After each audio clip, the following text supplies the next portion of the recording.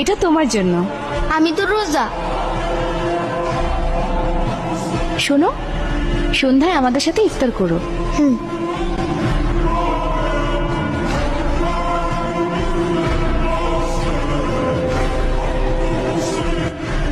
আসো আসো। আমার ইফতারটা বাসে লয়ে যাই, আমার বইনে রোজা।